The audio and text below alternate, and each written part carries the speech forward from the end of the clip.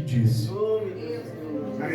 E levantou-se Jonas e foi a Nínive, segundo a palavra do Senhor. E era, pois, Nínive uma grande cidade de 3 dias de caminho. E começou Jonas a entrar pela cidade o caminho de 1 dia, e pregava e dizia: ainda 40 dias Nínive será destruído. E os homens de Nínive creram em Deus e proclamaram um jejum. E vestiram-se de saco, desde o maior até o menor. Porque esta palavra chegou ao rei de Nínive. E levantou-se do seu trono e tirou de si os seus vestidos e cobriu-se de saco e assentou-se sobre a cinza. E fez uma proclamação, dizendo, divulgou em Nínive, por mandado do rei, dos seus grandes, dizendo: nem homens, nem animais, nem bois, nem ovelhas, prove de coisa alguma, nem de pasto, e nem beba água. Soberano Deus poderoso, acreditamos, ó Pai, que desde o início desse culto o Senhor já falou, e creio que o Senhor vai falar mais um pouco conosco. Estamos ofertantes, dizimistas dessa casa em tuas mãos. Não deixe de faltar o pão sobre a mesa, não deixe de faltar o mantimento sobre a despensa, em nome de Jesus. E assim eu entrego a minha vida em tuas mãos mais uma vez. Fala conosco, Senhor, conforme o Senhor quer. Estamos aqui para ouvir a sua voz, e não o que queremos ouvir, mas o que o Senhor quer falar. Assim, Deus, entregamos em tuas mãos, no nome do Pai, do Filho e do Espírito Santo de Deus. Amém, irmãos? Precisa sentar? Irmãos, estamos diante de uma passagem, de uma vocação, de um chamado, de um eis-me aqui, que não é muito fácil cumprir. Tem que ser para cabra macho, tem que ser corajoso, tem que ser valente. Por que eu falo? Para cumprir o chamado de Deus não é para qualquer um, porque exige renúncia, obediência, sacrifício. E às vezes, por quê? Porque às vezes Deus, Ele vai te pedir para você fazer certas coisas que não está no alcance do ser humano. E aqui Deus escolhe o profeta Jonas para ir numa cidade muito grande, muito conhecida, a cidade de Nínive. Porque tinha algo ali que não estava agradando a Deus, que estava chegando diante de Deus. E há uma diferença: Deus perdoar Nínive e Deus perdoar Sodoma e Gomorra. Uma vez um rapaz falou comigo que a Bíblia estava em contradição. Eu falei não. E ele perguntou: então por que Deus destruiu Sodoma e Gomorra e poupou Nínive? E eu falei para ele: sabe por causa de quê? Porque está escrito no Salmo capítulo 33 que Deus esquadrinha o coração do homem. Deus viu que o coração daquele povo de Nínive estava quebrantado, porém não havia arrependimento. Deus percebeu que o coração daquele povo precisava da mensagem, precisava da palavra. E qual era a mensagem? Não era a mensagem de vitória, não era a mensagem de porta aberta, não era a mensagem que Deus ia te dar carro, era a mensagem de arrependimento. Aleluia! Existem algumas questões aqui, por qual motivo Deus poupou Nínive, mas destruiu Sodoma e Gomorra. Como eu falei aqui, que Deus esquadrinha e conhece o coração do homem, sim ou não? Deus estava esquadrinhando o coração de Sodoma e Gomorra e viu que aquele povo endureceu o coração, porque também Deus enviou mensageiros para poder falar na palavra dele. E o povo endurece o coração. E é terrível quando o homem endurece o coração. Quando o coração se torna pedra, ele ouve a palavra, mas continua do mesmo jeito, não tem mudança. E quantos estão assim dentro da igreja? Está ouvindo a mensagem. Deus está chamando o arrependimento. Deus está chamando a santificação. Deus requer mais de nós. E o negócio estava tão sério que quando Deus enviava os anjos lá, aquele povo de Sodoma e Gomorra queria ter relação com os anjos.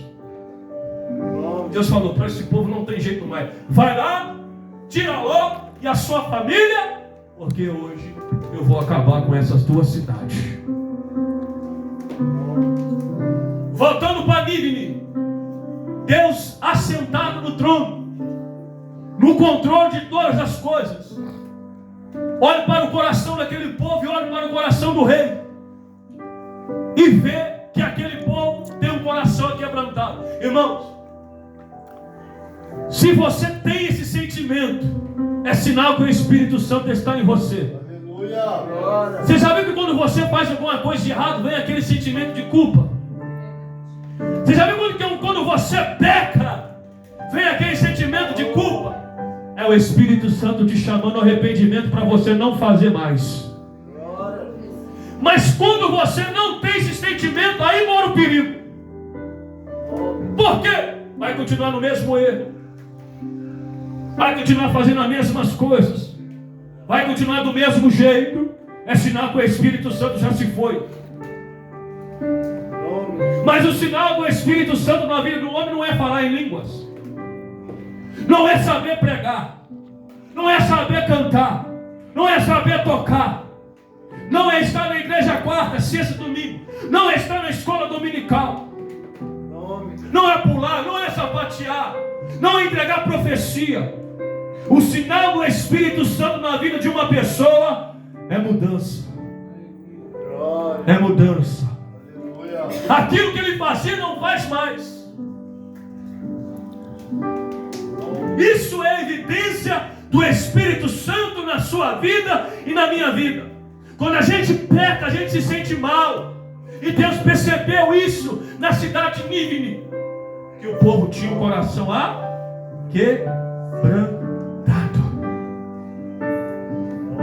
Quando uma pessoa tem um coração quebrantado, é fácil de ganhá-la para Jesus. Você fala do amor de Deus, ela chora. Irmão, se você for falar do amor de Jesus para uma prostituta, ela chora.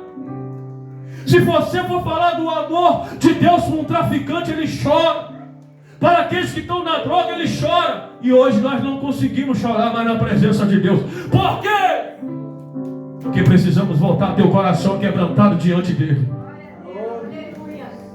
Deus percebe. E Jonas não queria ir lá porque era o inimigo do povo de Deus. Não, Senhor, esse povo aí está pelejando contra nós. Esse povo aí quer nos matar. E o Senhor está mandando eu ir lá. Não vou não, eu vou fugir. Conhecemos essa história. É um povo ruim. É um povo maldoso. É um povo que toma as mulheres dos seus maridos e mata os seus maridos e pendura lá. Arranca a pele. O Senhor quer que eu vou lá? Vou não. E o Senhor ainda, quando você vai no capítulo 4, o Senhor ainda tem misericórdia desse povo? Vou não, Senhor. Por mim esse povo tem tudo que morrer. E tem crente que olha assim: Senhor, mata a macumbeira. Está errado.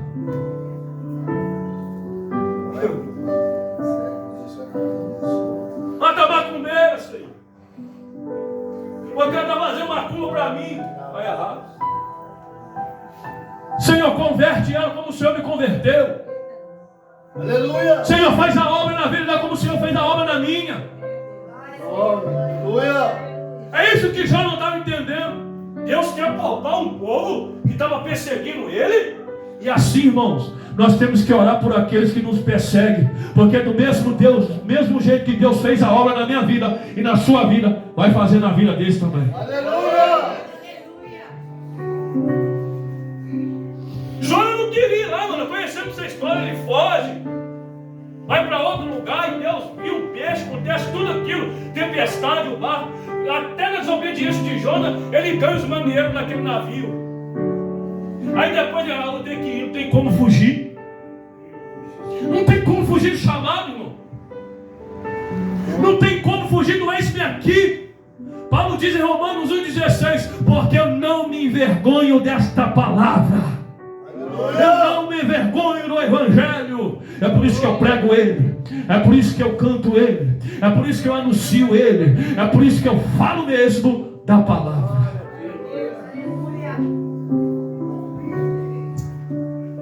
Quantos estão dentro da igreja? Você não vê mudança, irmão. Você percebe na pessoa que a pessoa continua do mesmo jeito. E são pessoas que têm anos de igreja. Anos. Mas você consegue enxergar na pessoa que o caráter dela ainda não foi transformado. Porque não é o oleiro que tem que quebrar o vaso, é o vaso que tem que se quebrar na mão do oleiro. Muitos interpretam errado, dizendo que foi o oleiro que não é o vaso que se quebrou na mão do oleiro, ele começou a fazer de novo. E quando Jonas, era 3 dias para chegar, Jonas está lá no meio do pátio gritando: oh, vocês aí, raça de víbora, dentro de 40 dias, se vocês não se arrependerem, o Senhor vai acabar com isso tudo aqui. Mas é tão gostoso quando você prega a mensagem e a pessoa entende. Mas tem pessoa que você tem que evangelizar, você tem que quebrar a cabeça com ela, você tem que mostrar dentro da palavra de Deus. É assim, meu filho, que tem que ser. Porque tem pessoas, irmão, que infelizmente você vai ter que continuar quebrando a cabeça. E às vezes eu falo para Deus: Deus, será que é tão difícil a pessoa entender a tua palavra, que é melhor obedecer do que sacrificar?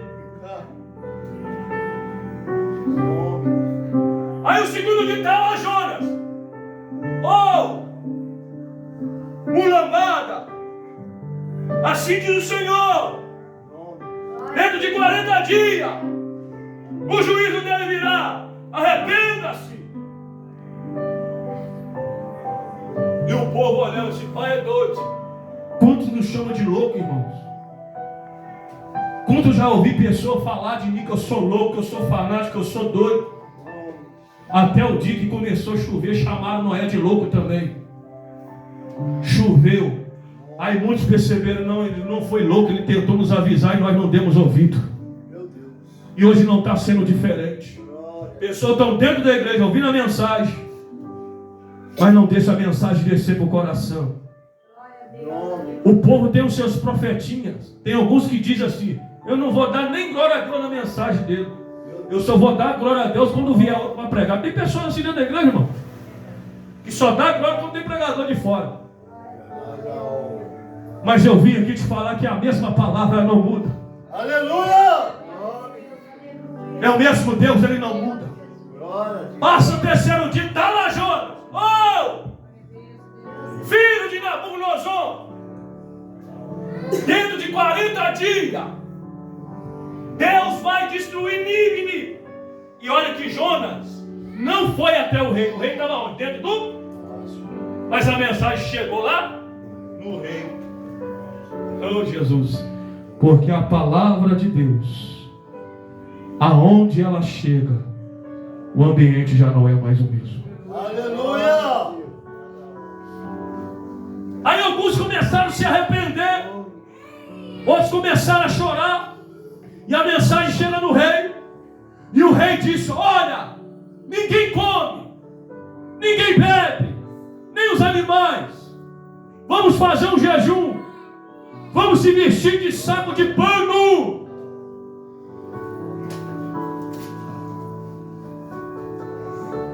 Oh, Jesus. E tem crente que não gosta de jejuar de jeito nenhum. Até os animais ficou sem comer e sem beber. Em jejum. Porque o jejum também te transforma, tá? O jejum também muda o teu caráter, tá? O jejum ele mata a tua carne, tá? É necessário um cristão fazer jejum, irmão. Porque cristão que na hora ele está pecando diante de Deus. Ele está em pecado diante de Deus, irmão. O cristão que na hora, nossa, é até feio falar uma palavra, né? E tem muitos que não gostam. Aí eu não gosto de jejuar. Eu já vi pessoas, eu não gosto de ler a Bíblia. Mas aqui o rei entendeu a mensagem. Ele dá uma ordem. Ninguém come, ninguém bebe, nem os animais, nem os bois, nem as ovelhas. Não leva para o pasto, que até eles vão jejuar, vão ficar sem comer. E a Bíblia diz, irmãos, que Deus planta uma árvore, eita, no meio da cidade.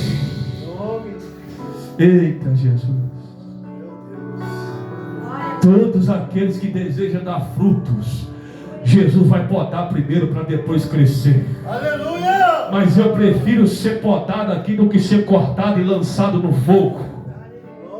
Eu prefiro que Jesus tire algumas coisas da minha vida, mesmo que arranca algumas coisas da minha vida para me poder crescer, para me poder dar frutos para Ele. Aleluia!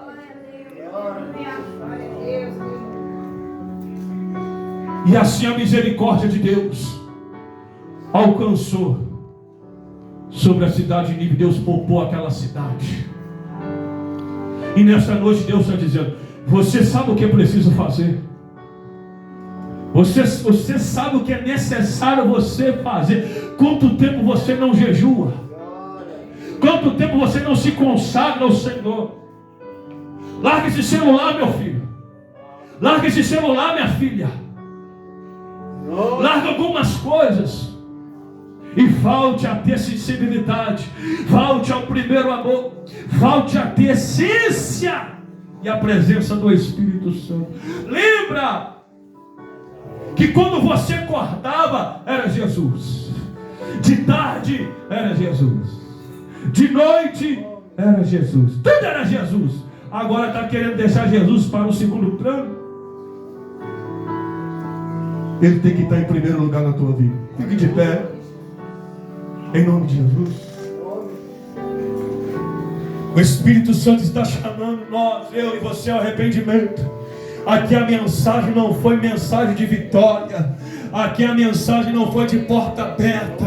Aqui a mensagem não foi que Deus ia curar. Aqui a mensagem não foi o que Deus ia dar. A mensagem foi: arrependei-vos. E aquele povo se arrependeu, e Deus fez o sobrenatural. E a igreja precisa entender que Deus não dá nada a ninguém. Primeiro Ele chama o arrependimento. E Deus está chamando essa nação brasileira, Deus está chamando as igrejas, Deus está chamando ao povo ao arrependimento, porque assim Ele trará o avivamento. Ele trará o avivamento, e o sobrenatural de Deus irá acontecer. Hoje tem muitos profetas que só dizem: Deus vai dar, Deus vai abrir a porta, Deus vai fazer. Não estão pregando, estão fugindo da responsabilidade, estão que nem Jonas. Mas Deus vai levantar profetas para poder falar o que Ele manda falar. Aleluia.